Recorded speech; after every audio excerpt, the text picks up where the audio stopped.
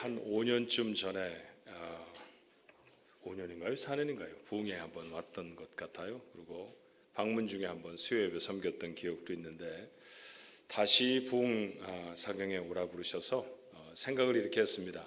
이런 경우는 두 가지밖에 없다. 첫째, 정말 지난번에 잘했으니까 한 번 더 은혜를 받고 싶습니다. 이든지 아니면 이번에는 좀 잘해 보십시오. 두 번째로 생각하기로 했습니다. 그래서 기도를 좀 했죠. 어떻게 하면 사랑하는 목사님이 섬기시는 귀한 교회 성도들에게 은혜가 끼쳐질 수 있을까. 그래서 서로 메일을 주고받는 중에 목사님이 이번 부흥성의 주제가 됐으면 싶은 말씀을 제게 이렇게 주셨어요. 시대를 잘 분별해서 이웃을 잘 섬기는 교회. 멋있죠? 그렇죠? 그래서 그런 교회가 되었으면 참 좋겠다 그런 생각을 하면서 먼저 시대가 어떤가부터 좀 생각을 하게 됐어요.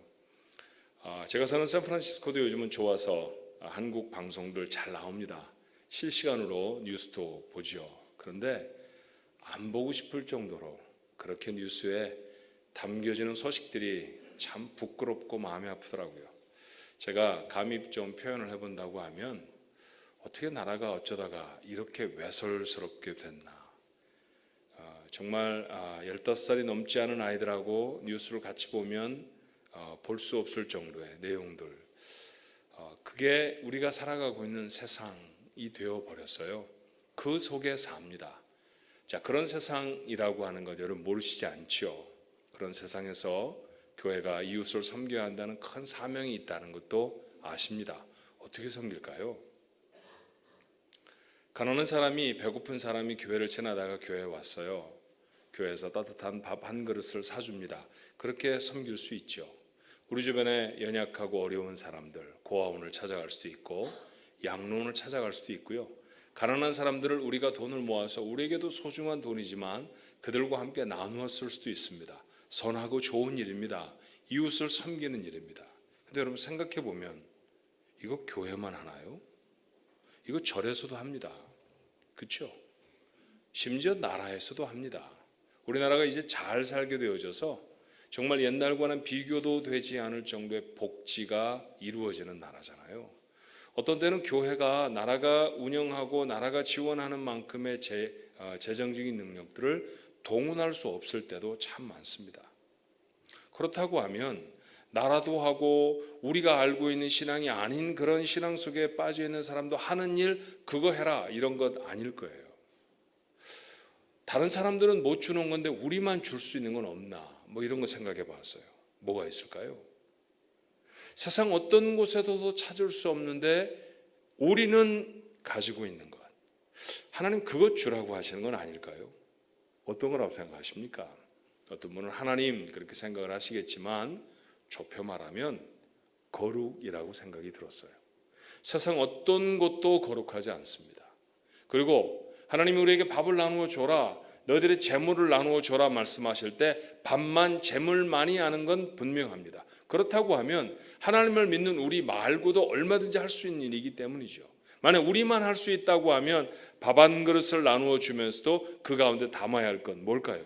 거룩입니다. 거룩이 담겨져 있지 않으면 우리가 하는 어떤 행위도 정말 하나님이 원하시는 대로 이웃을 섬기는 것은 아니라는 생각이 들었어요. 이웃을 섬기는 교회가 되기를 주님의 이름으로 축원합니다. 그런데 거룩으로 섬겨야 한다라는 것이죠. 이번 부흥사경회 동안에 우리가 함께 나눌 말씀은 그래서 거룩입니다. 여러분 거룩이 뭘까요? 하나님 우리에게 이렇게 명령하십니다. 내가 거룩하니 너희도 거룩하라. 믿으십니까? 하나님의 명령이죠. 다른 어떤 것, 내가 부유하니 너희도 부유해야 한다. 이거나 내가 평생토록 나는 죽지 않는 자이니 너희도 건강해야 한다. 이런 말씀 한 구절도 찾을 수가 없잖아요.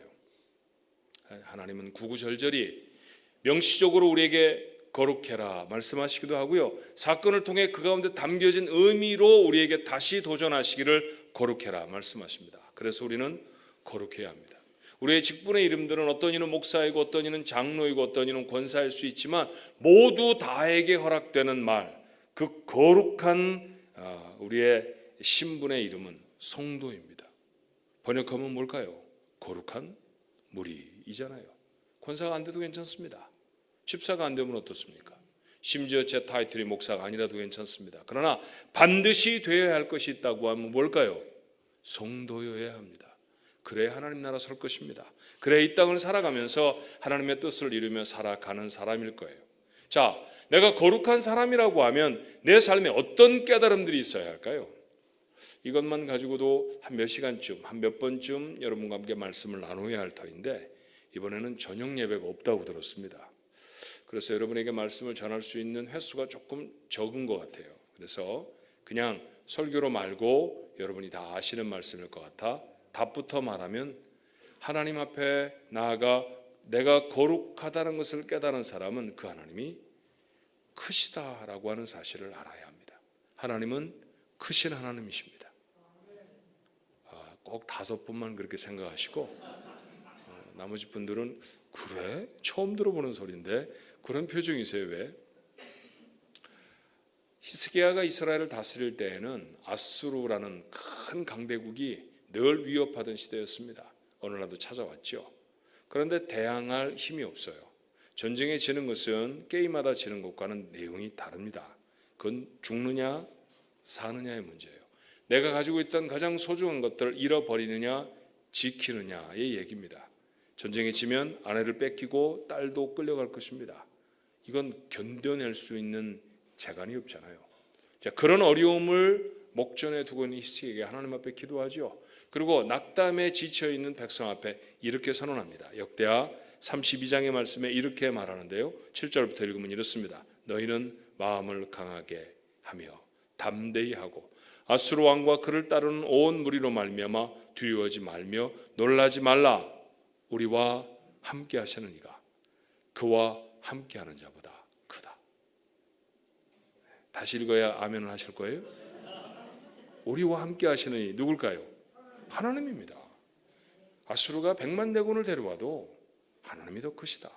그렇죠? 골리앗이 컸습니까? 다윗이 컸습니까? 골리앗이 훨씬 컸습니다. 그런데 그 싸움 작은 다윗이 이겼습니다. 까닭이 뭘까요?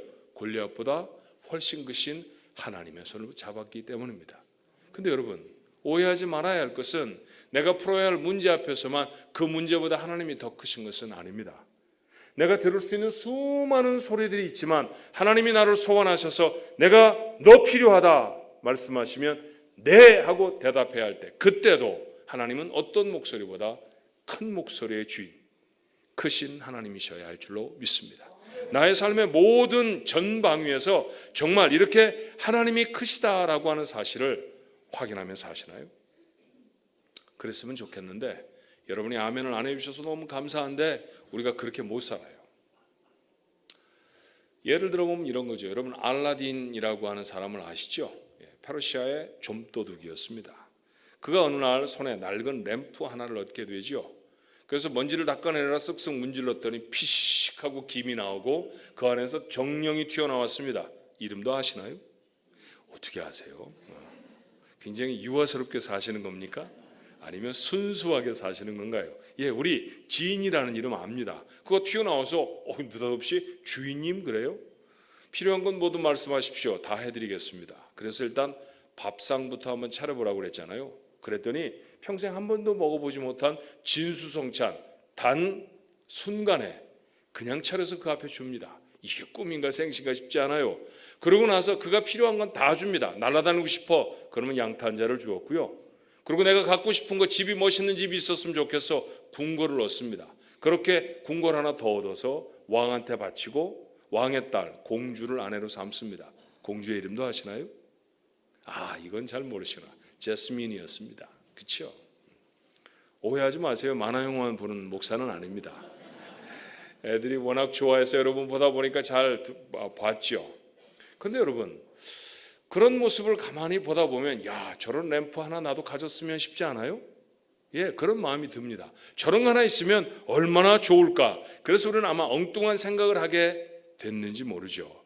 기도라고 하는 램프를 쓱쓱 비비면 지니보다 훨씬 더 품이 있는 하나님이 나타나십니다. 그러면 그 하나님 앞에 내가 막 요구를 해요. 하나님 돈 필요해요. 하나님 나 잘 살고 싶어요. 건강했으면 좋겠고요. 내 소원이 이건데 좀 이루어 주세요. 그럼 하나님 이루어 주시죠.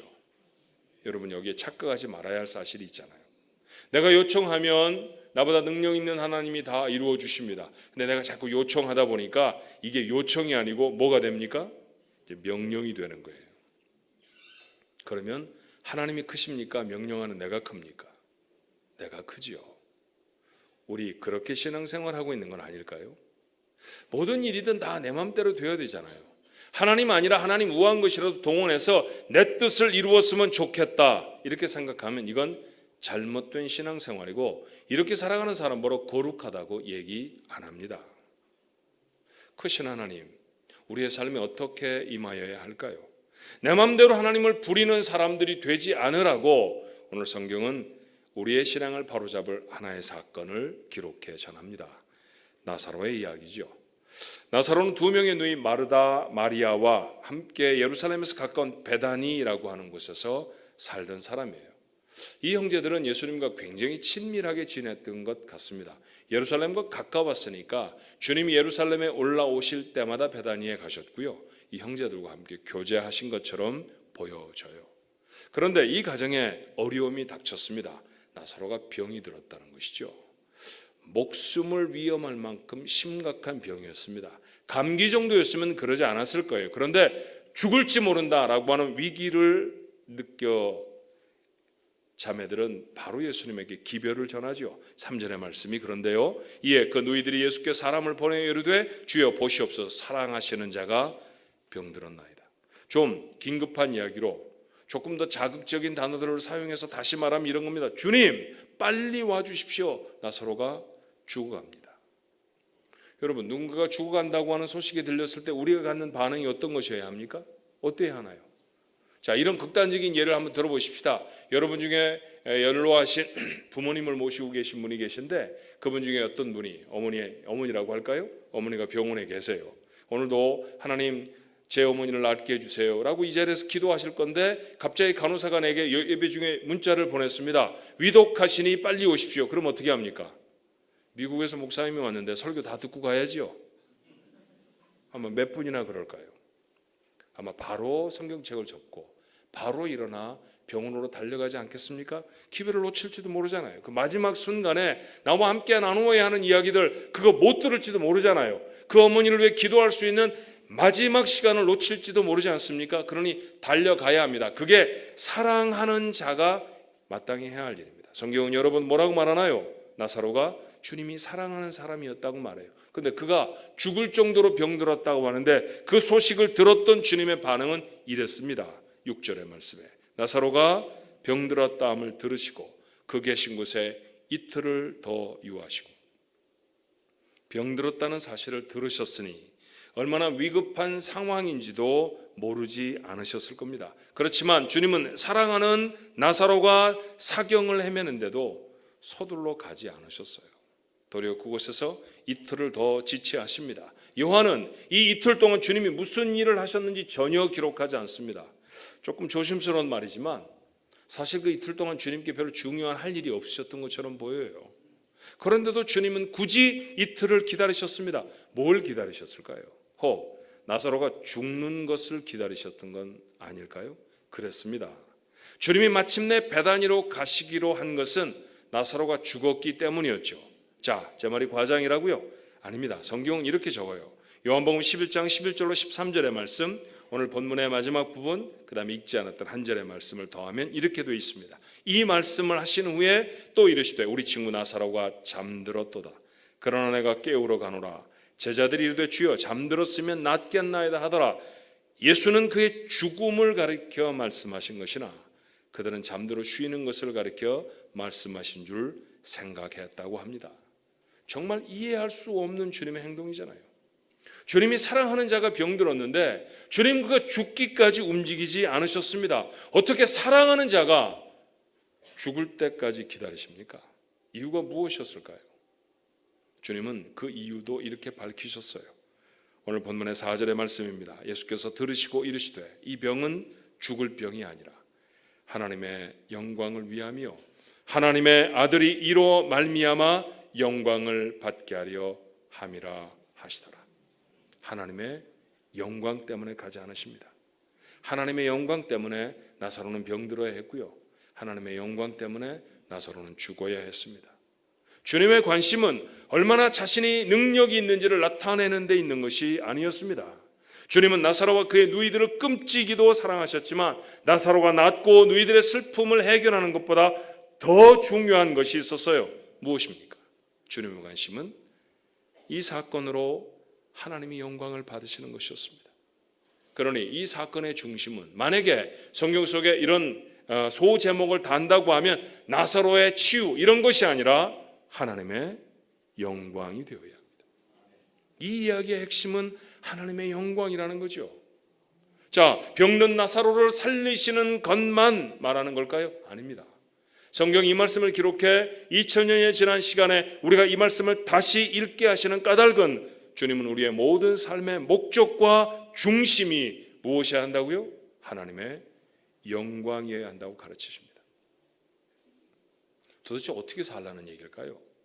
이 말씀이 우리에게 주시는 교훈들은 어떤 것이겠습니까? 그 첫 번째 교훈은 세상의 중심은 내가 아니라 하나님이라는 사실을 인정하는 것입니다. 만약에 이 이야기를 마르다 혹은 마리아의 입장에서 다시 쓴다면 어떤 것이 될까요? 주님은 자매들의 전가를 받으시자마자 열일을 마다하시고 베다니로 달려오셨습니다. 병든 나사로의 손을 붙잡고 그의 병을 치유해 주셨죠. 나사로와 두 자매는 주님이 얼마나 자신들을 사랑하시는지를 다시 한번 깨닫습니다. 그러면 나사로는 죽을 이유도 없었을 것이고요, 무덤에 넣어두어서 살이 썩는 일도 없었을 것입니다. 사랑하는 오라비를 무덤에 넣어두고 억장이 무너진 일도 당연히 없었을 것입니다. 근데 주님은 그렇게 하지 않으셨어요. 억울하고 속이 상한 마르다가 예수님께 이렇게 말합니다. 요한복음 11장 21절에 마르다가 예수께 여짜오되 주께서 여기 계셨더라면 내 오라버니가 죽지 아니하였겠나이다. 주님이 여기 계시지 않아서 제 오라버니가 죽었습니다. 조금 일찍 와 주실 수는 정말 없었을까요? 주님이 먼저 오셔서 죽기 전에 그 죽음을 막아내실 수는 정말 없었을까요? 우리 하는 말로 too late, 늦었습니다. 끝났습니다. 도대체 무엇을 하실 수 있겠어요? 마르다만 그런 말을 하고 사는 것은 아닙니다. 돌아보면 우리 인생 속에도 이런 말 참 많이 합니다. 주님이 계셨으면 그 사업은 망하지 않았을 겁니다. 제 사랑하는 사람이 죽어갈 때 주님 어디 계셨어요? 주님 정말 그곳에 같이 계셨던 거 맞아요? 주님이 우리 사이에 계셨다고 하면 우리의 관계가 그렇게 나빠지지는 않았을 것입니다. 제 아내와 제 남편과의 사이에 주님 그때 계셨나요? 제 부모님과 저와의 사이에 주님 정말 계셨어요? 제 아이들과 제 사이에 주님이 계셨던가요? 전 잘 모르겠습니다. 우리의 입술에서도 종종 하는 얘기죠. 주님 정말 제 아이와 함께 계셨습니까? 그렇다고 하면 저 아이가 어떻게 저렇게 나빠질 수가 있습니까? 여러분은 교회에 큰 어려움을 겪어낸 분들입니다. 정말 여타 모든 교회들이 겪는 사건이 아니기 때문에 그 이야기를 겪는 여러분의 소식을 들을 때 마음이 많이 아팠어요. 멀리서 아마 느끼신 분도 계셨겠지만 저도 기도로 응원을 많이 했답니다. 그래서 여러분이 아시는 사건만큼 저도 다 알아요. 남 목사님이 전해주셔서 저러다가 남 목사님 병드는 거 아닌가, 저러다가 쓰러져 버리는 거 아닌가, 저러다가 교인들이 다 뿔뿔이 흩어져 버리는 거 아닌가. 제가 오죽하면 이런 기도도 했답니다. 주님도 아시죠? 한국 사람 오랜 병에 효자 없다는 말 합니다. 분쟁이 길어지면 저희들 힘들어요. 어떻게 해결해 주셔야죠. 그런데 여러분 잘 견디셔서 정말 하루 종일이라도 여러분에게 박수를 보내고 싶지만 혹 그런 생각은 없으셨어요? 주님, 교회가 주님 거라면서요. 그런데 왜 교회가 이런 일을 겪어요? 주님을 믿는다는 사람들 속에서 왜 이런 분쟁이 생기는 거예요? 주님, 우리가 생각할 땐 분명히 이렇게 하는 게 옳은데 이 일이 왜 정당성을 얻지 못하는 걸까요? 주님 정말 우리하고 함께 하시는 거 맞아요? 그런 질문은 여러분에게 없으셨습니까? 주님은 때로 우리가 원하는 시간에 도착하지 않으십니다.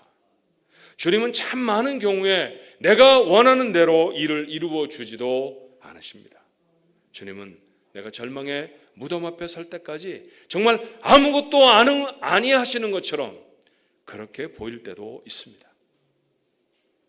그런 경험을 지금 하고 계신 분도 계실지 몰라요.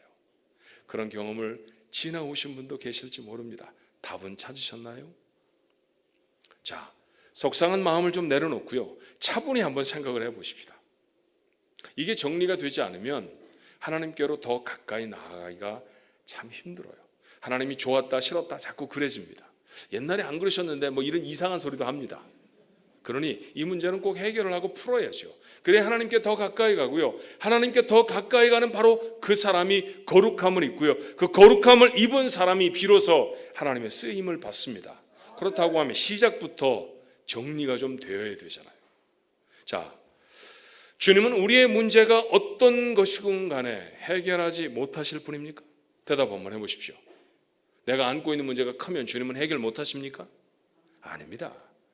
히스기야의 얘기를 여러분에게 소개했던 것처럼 세상의 어떤 문제도 그 문제를 다 더해 놓아도 주님보다 크지 않습니다. 아멘이십니까? 예, 분명히 믿습니다. 무엇인가 한계가 있어서 주님이 나를 도우실 수 없을 때도 있나요? 없습니다. 그런 경우란 지구가 존재하고 하나님이 계시는 한 이 세상에 없습니다.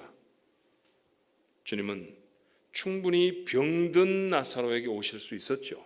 그런데 그가 시체가 된 다음에 오셨어요. 주님의 의도는 하나라고 했습니다. 무엇이었나요? 하나님의 영광이었습니다. 자, 병든 자를 고쳐주시는 것은 가족의 행사로 끝날 가능성이 참 높지요.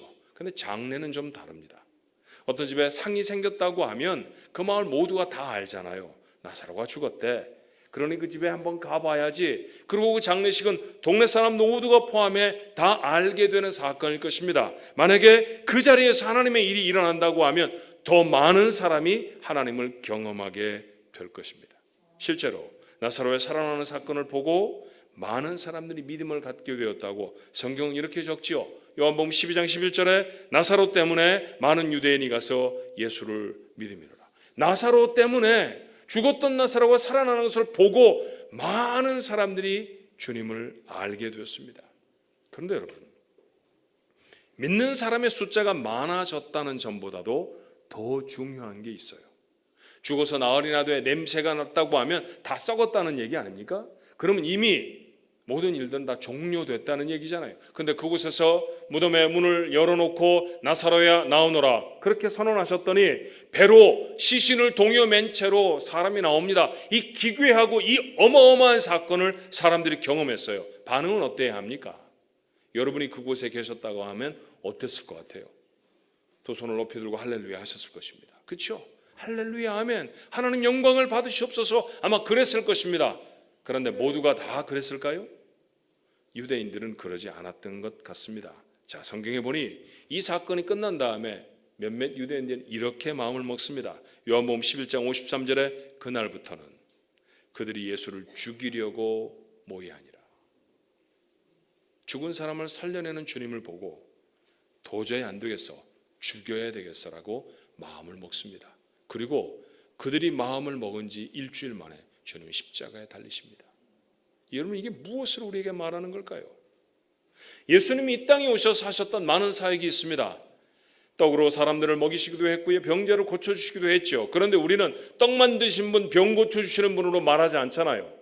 주님은 이 땅에 오셔서 십자가를 지신 분이셨습니다. 그 십자가가 아니면 여러분도 저도 이 자리에 올 수 없었습니다. 그러니 주님이 하셔야 할 가장 큰 사건, 주님이 이 땅에 오셔서 늘 사람들에게 말할 때 나는 나를 위해 사는 자가 아니라 하나님의 영광을 위해 산다라고 말씀하셨던 그 하나님이 그에게 맡기신 미션, 그 사명은 무엇입니까? 십자가를 지시는 것입니다. 그 놀라운 십자가의 사건, 그 사건 무엇으로부터 시작되나요? 나사로의 죽음부터 시작되어져야 합니다. 나사로의 죽음은 주님이 하셔야 할 가장 큰 사건의 시작이었어요. 그러고 보니까 주님이 예루살렘에 들어가시고 십자가를 지시고 재판을 받는 모든 과정에 이 나사로의 죽었다 살아나는 사건이 관련이 되어져 있습니다. 여러분, 나사로의 살아남을 본 사람들이 예수님이 예루살렘에 입성하실 때 종려나무 가지를 흔들며 호산나 다윗의 자손이여 찬송했죠. 그가 재판을 받으실 때 그를 증언하였던 사람들도 요한복음 12장 17절의 말씀을 보니 나사로를 무덤에서 불러내어 죽은 자 가운데서 살리실 때 함께 있던 무리가 예수님을 증언했다고 기록합니다. 그래요. 나사로의 죽음과 나사로의 살아남은 이처럼 주님의 십자가와 밀접한 연관이 있습니다. 그 사건이야말로 주님의 가장 중요한 사건의 시작이었던 것이죠. 그렇게 하나님의 일을 이루기 위해 무엇이 필요했나요? 나사로의 죽음이 필요했습니다. 나사로의 살아남도 필요했습니다. 어떻게 하면 살아납니까?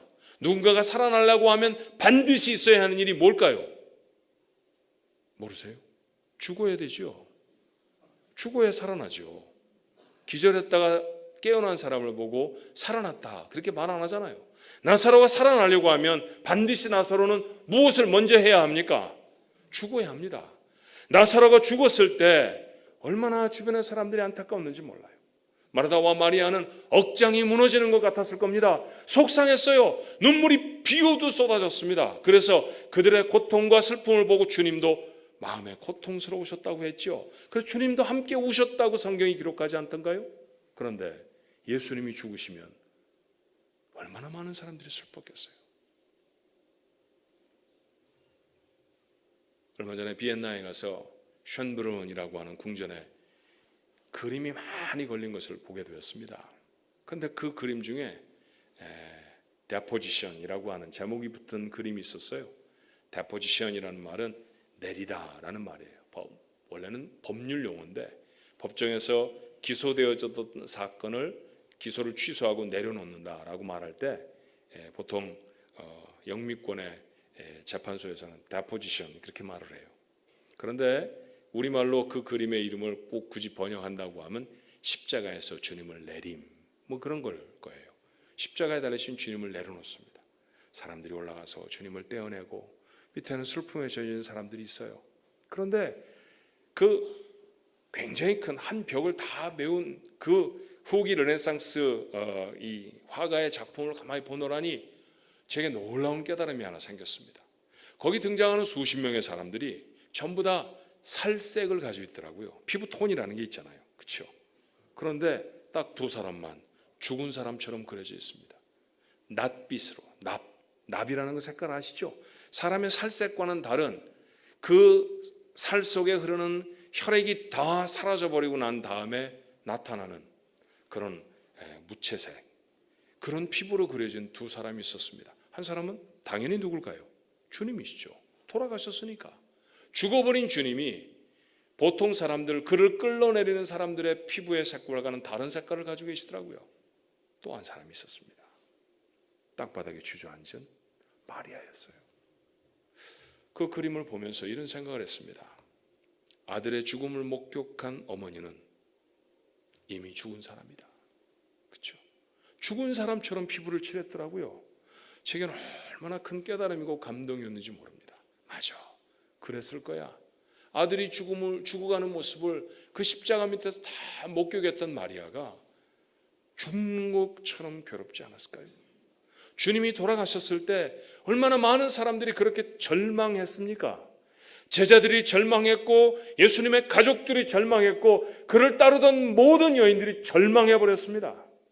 그런데 나사로는 죽었다. 나흘 만에 살아났잖아요. 불과 일주일 전에 그 일을 행하셨잖아요. 주님은 그들에게 희망의 메시지 하나를 던지시죠. 나 죽을 거다. 그러나 살아날 것이다.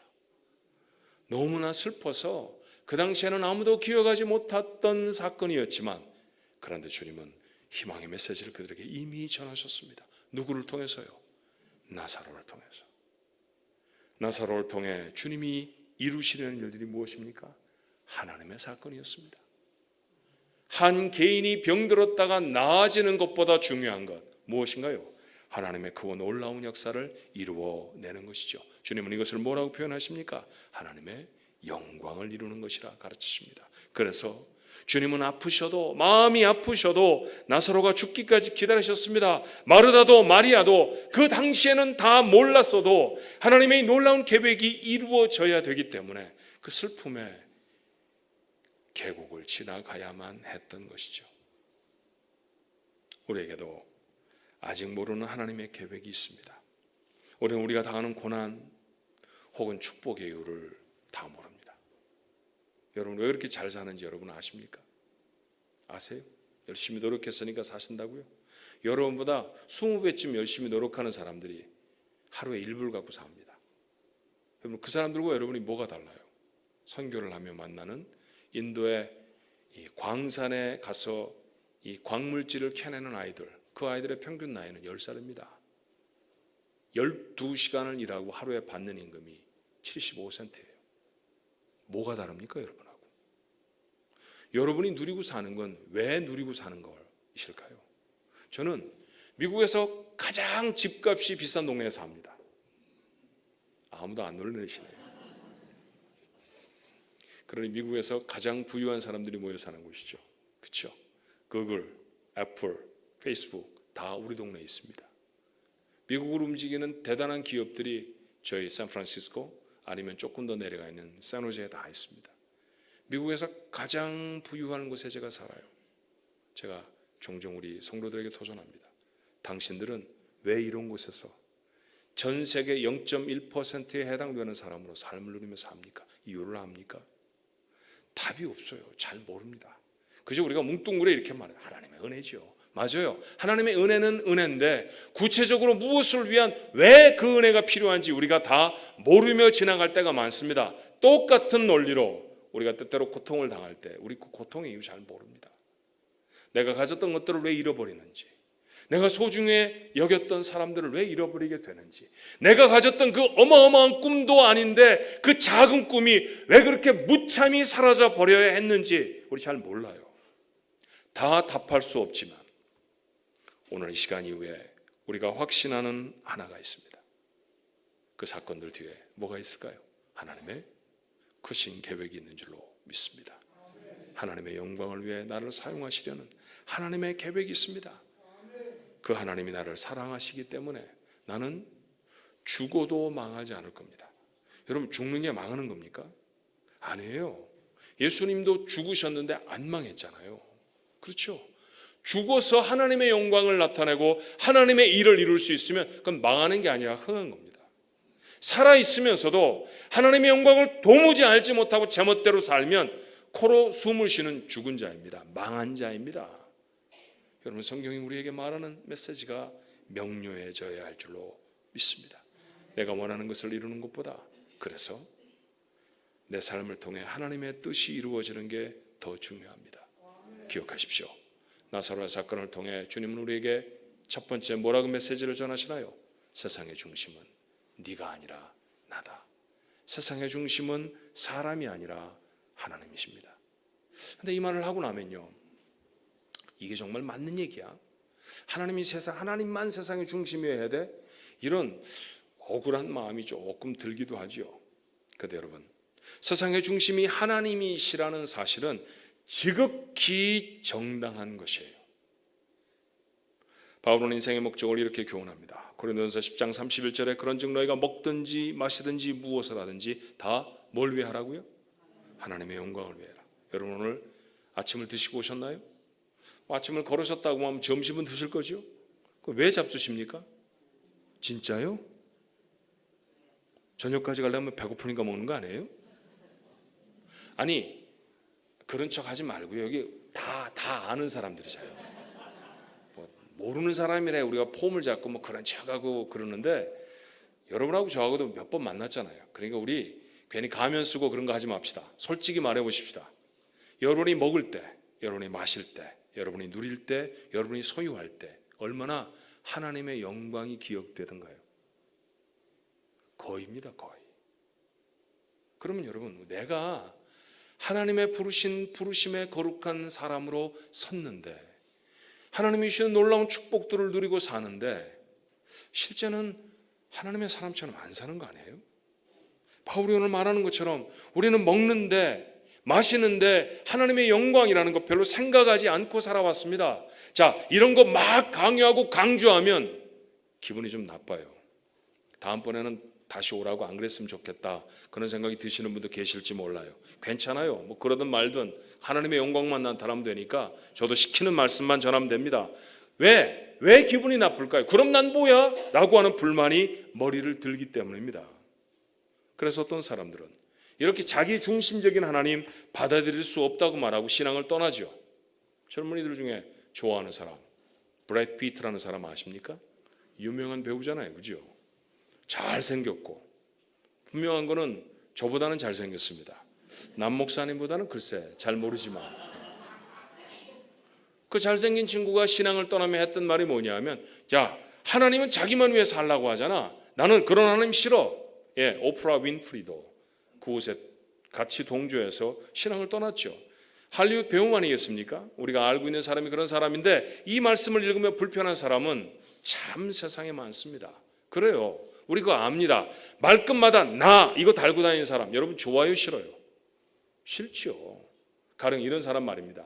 친구들이 오랜만에 점심 먹자고 함께 모이자고 했는데 제일로 늦게 이 나가 왔어요. 30분이나 늦어가지고 친구들이 그럼 걔 온다고 그랬으니까 우리 음식 먼저 시켜서 먹고 있자. 야, 보기도 미안하잖아. 30분은 어떻게 뻔히 그냥 앉아있니? 그리고 음식 먼저 시켜서 먹고 있는데 이 늦게 도착한 나가 성질을 벌컥 냅니다. 뭐라고요? 나도 안 왔는데 밥을 먼저 먹으면 어떡해? 보니까 좀 기분이 나쁠 것도 같아요. 친구들이 미안하다고 그랬습니다. 그래, 친구야, 미안해. 다음은 안 그럴게. 너도 좀 일찍 다녀. 분 풀고 화 풀고 밥 같이 먹어. 잘 먹었어요. 다음번 모임 때 이 나가 약속 시간에 딱 도착을 했어요. 근데 그날은 정말 교통체증이 심해서 친구들의 절반이 안 왔습니다. 그러니까 나가 뭐라고 말할까요? 자, 우리 밥 시켜 먹자. 야, 친구들이 안 왔잖아. 내가 왔으니까 시켜도 돼. 여러분, 우리 이런 사람들 친구 안 하고 싶어요. 그렇죠? 여러분 주변에 그런 사람이 있으면 별로 만나고 싶지 않습니다.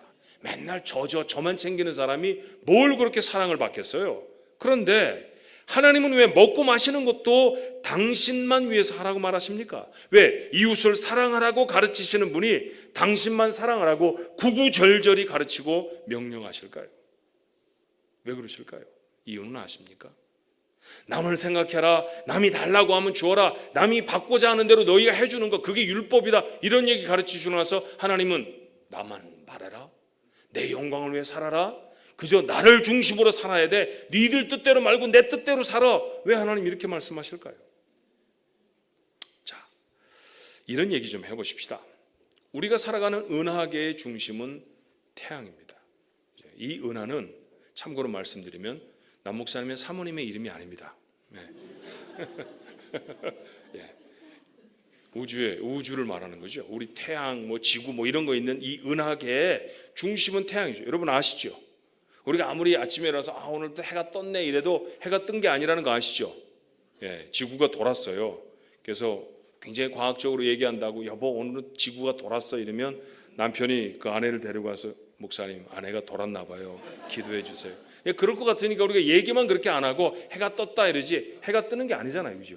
지구가 도는 거죠. 온 우주계, 이 은하계에 있는 우리가 사는 이 은하계 안에는 태양이 중심이에요. 근데 여러분, 우리는 다 알고 있는 사건을 옛날 사람들은 잘 몰랐습니다.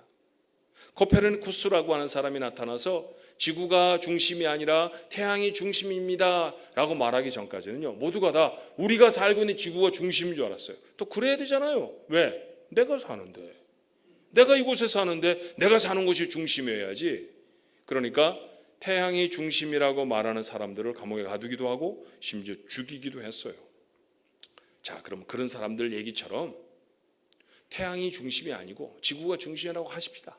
우리가 사는데, 우리가 이 온 이 은하계에 있는 그 모든 별들이 다 지구를 중심으로 돌고 움직이라고 하죠. 만약 그렇게 되면 어떻게 될까요?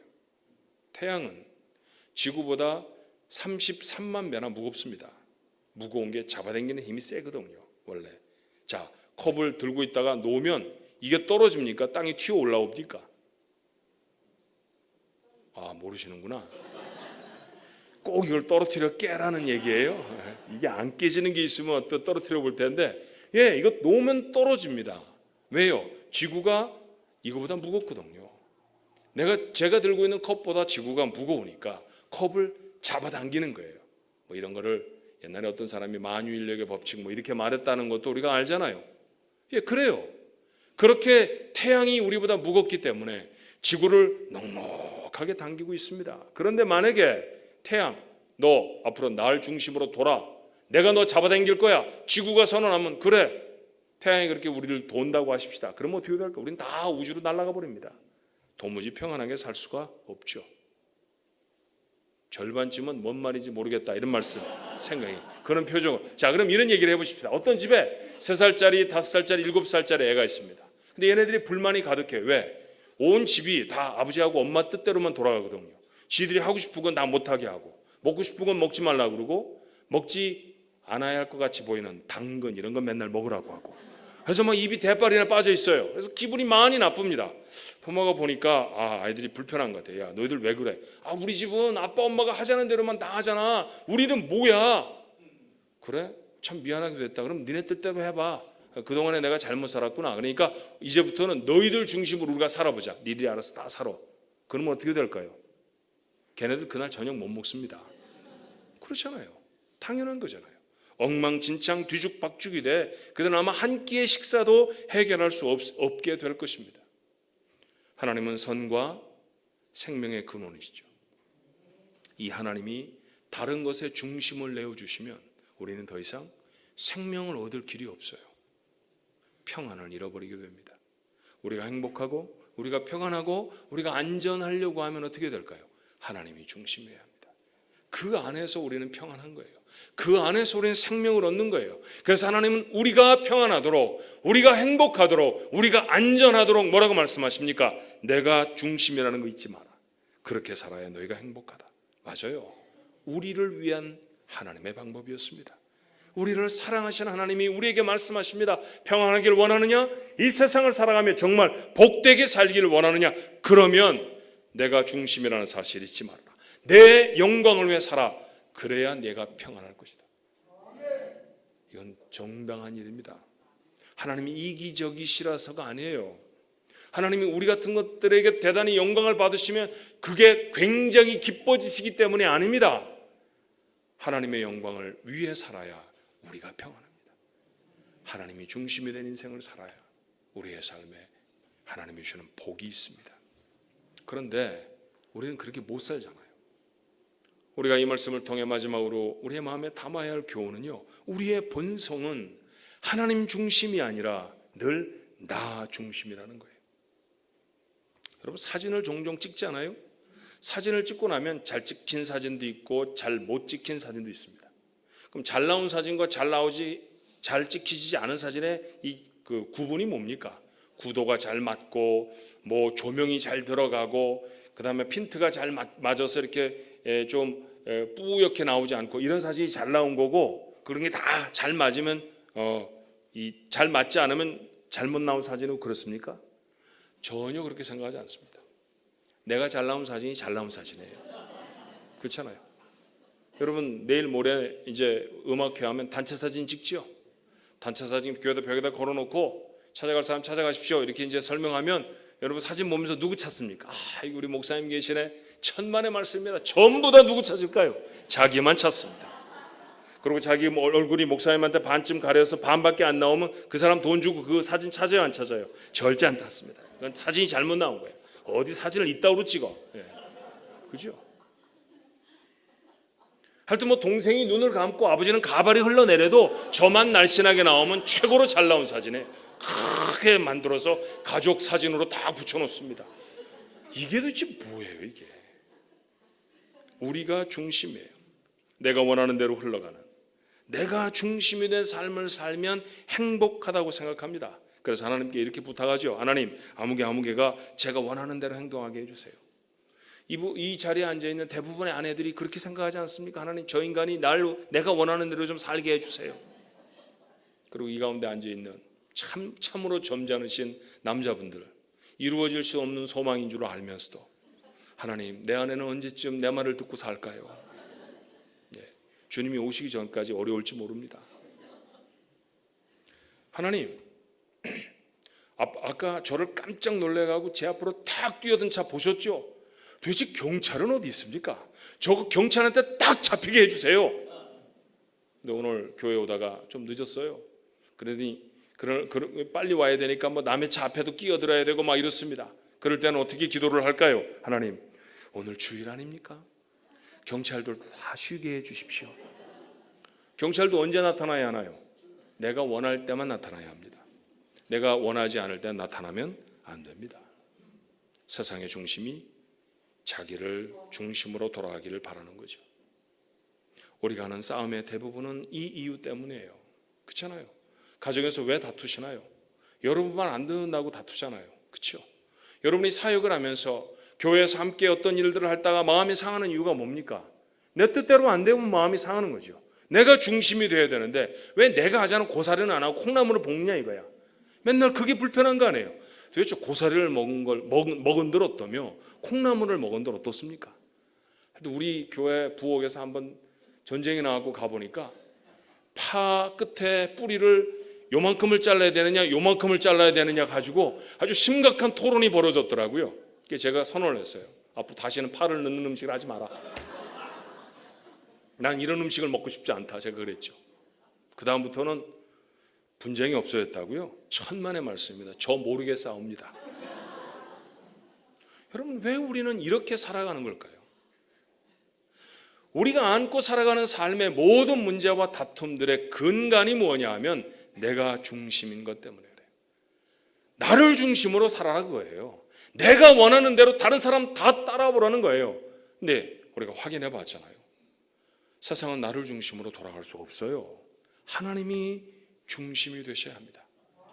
인생을 살아가며 우리가 고통스러운 이유의 대부분도 여기에 있습니다. 다시 기억하셔야 합니다. 나는 세상의 중심이 아니에요. 하나님이 중심입니다. 이 사실이 분명해지고 자신의 삶으로 실천하며 살아가기 시작하면 그런 삶을 거룩한 삶 이렇게 말합니다. 여러분, 거룩을 성경책을 가슴팍에 가깝게 끌어안고 다니는 사람이라고 생각하면 큰 착각입니다. 거룩은 여러분의 정신세계가 무엇을 향해 어떤 기준으로 살아가느냐가 더 먼저예요. 하나님이 중심이냐 내가 중심이냐, 하나님이 주인이냐 내가 주인이냐, 이게 명확해지지 않으면 예수를 50년을 믿어도 거룩은 남의 얘기입니다. 하나님이 중심입니다. 요즘 최근에 제가 책 한 권을 읽게 됐는데 참 은혜를 많이 받았어요. 노스캐롤라이나의 랄리라고 하는 아주 아름다운 도시가 있는데 거기 서밋 처치라는 교회를 담당하는 J.D. 그리어라고 하는 비교적 젊은 목회자입니다. 그런데 얼마나 신실한 사람인지, 얼마나 귀한 책을 썼는지, 그 책 중에 한 책이 뭐냐면 Not God Enough라고 하는 책이에요. 근데 그 책에 여러분 책을 보면 이렇게 안에 1장, 2장, 3장 뭐 이렇게 나누잖아요. 그죠? 그 장 하나의 제목을 뭐라고 붙였느냐 하면 하나님이 되실 때 나는 진짜 내가 된다. 얼마나 은혜가 되는지 몰라요. 야, 어떻게 이런 말을 사용할 수 있었을까? 맞죠? 하나님이셔야 내가 납니다. 그렇죠? 하나님이 내 인생의 중심이 되셔야 그때부터 내가 진짜 나로 사는 거예요.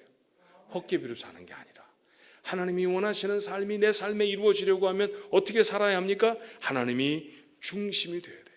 구원을 받고도 행복하지 못한 성도들이 참 많습니다. 하나님이 하나님 되시지 못했기 때문은 아닐까요? 여러분, 하나님께 영광을 돌리면 하나님이 복을 주십니다. 이런 얘기하고 있는 게 아닙니다. 하나님께 영광을 돌리면, 하나님이 중심이 된 삶을 살면 고난 속에서도 행복할 수 있습니다. 이 이야기를 하고 있는 거예요. 가난해도 거룩한 삶이 옳습니다. 그 삶 속에 능력이 있습니다. 돈을 아무리 많이 가져도 나타낼 수 없는 능력이 가난해도 발휘될 수 있죠. 누구에게 나타납니까? 거룩함을 이룬 사람이 그 능력을 사용하며 삽니다. 이게 그리스도인의 삶이에요. 교회가 돈을 아무리 많이 가져도 정부보다 많이 가질 수 없습니다. 그런데 돈을 많이 가진 기관이 힘이 있을 거라고 말하면 교회는 세상 끝날까지 정부보다 힘이 없을 거예요. 근데 역사상 보면 그러지 않았잖아요. 교회가 힘있고 능력이 있을 때가 있지 않았습니까? 지금보다 훨씬 가난했던 시절의 교회, 대부분의 목사님이 자전거 타고 다니시더니 그 시절에 교회가 얼마나 힘이 있었는지, 이 나라의 독립을 위해 가장 중요한 결정을 했던 사람들 중에 대부분은 크리스천이었어요. 아시죠? 독립운동 교회에서 했습니다. 이 나라 교회 아니면 독립 못했습니다. 세상에 어떤 정부보다도 힘 있는 사람, 교회죠. 왜 교회가 그럴 수 있었을까요? 거룩했기 때문입니다. 하나님이 중심이 되었기 때문입니다. 자기가 중심이 아니라 하나님이 중심이 되었을 때 교회는 교회가 될 수 있었고요, 성도는 성도가 될 수 있었어요. 내가 행복하기를 원하시는 하나님이 내 인생의 중심이 되어야 하나님이 나를 위해 세상에 이루신 축복들, 그것 경험하는 삶을 살 수 있습니다. 그런 인생의 주인공들 되시기를 주님의 이름으로 축원합니다. 마음에 담는 중요한 사실 하나, 내 인생의 주인은 하나님이십니다. 난 앞으로 하나님의 영광을 위해 살 겁니다. 그 다짐이 여러분 것 되기를 축원합니다. 같이 한번 기도할 때요, 여러분의 목소리로 기도해 보시면 어떨까요? 피아노 반주자든 아니면